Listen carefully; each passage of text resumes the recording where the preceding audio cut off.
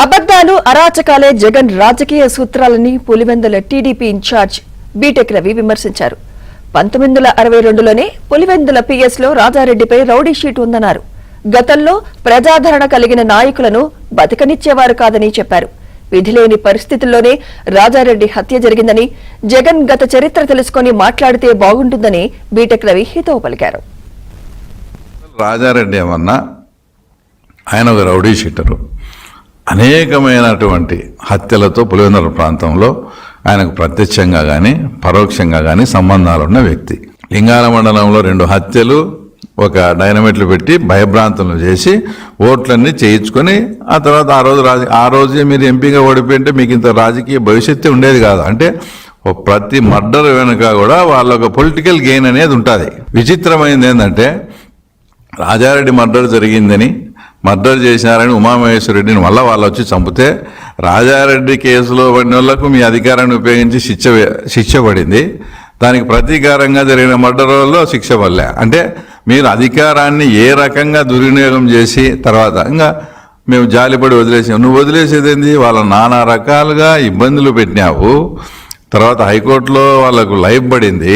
వాళ్ళ కుటుంబాలే సర్వనాశనం అయిపోయినాయి. 10-12 ఏళ్ళు జైల్లో ఉండొచ్చి ఇంకా తర్వాత వాళ్ళ మీద జాలి పడేది ఏంది? జాలి కాదు అది.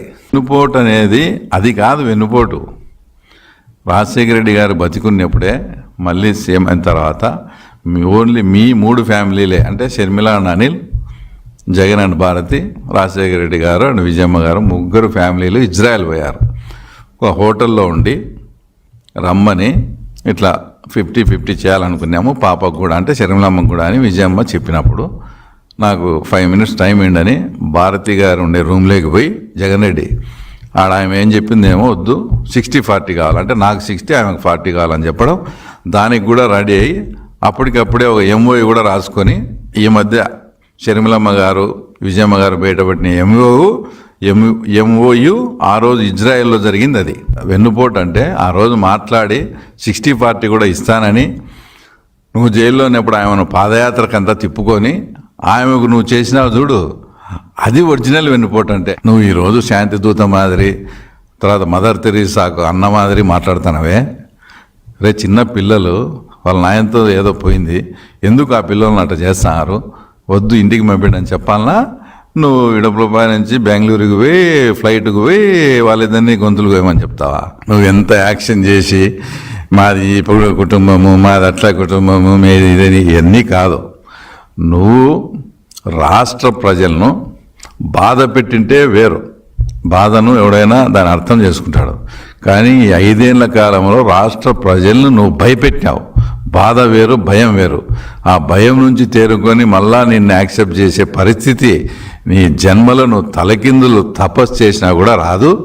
ఆ ఆశలేం పెట్టుకోవద్దు. ఇంకోటి మాట్లాడితే చంద్రబాబు నాయుడు గారిని హత్య రాజకీయాల వైపు చేయాలని చూస్తాడు. ఆ టైంలో జరిగినాయని. అసలు ఆయనకు హత్య రాజకీయాలకు ఏం సంబంధం?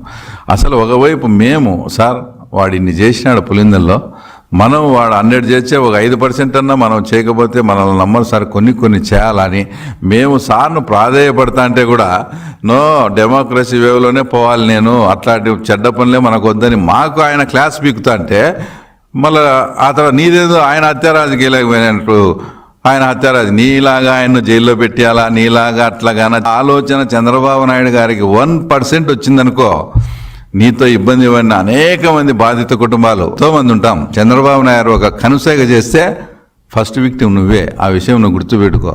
ఆయనకు హత్య రాజకీయాలు కానీ అన్డెమోక్రటిక్ వేలోనే వద్దని మాకు నచ్చ చెప్తా, మేము ఎంత ప్రాధాయపడతానే మాకు ఆయన ఒప్పుకోకుంటే ఆయనకు హత్య రాజకీయాలు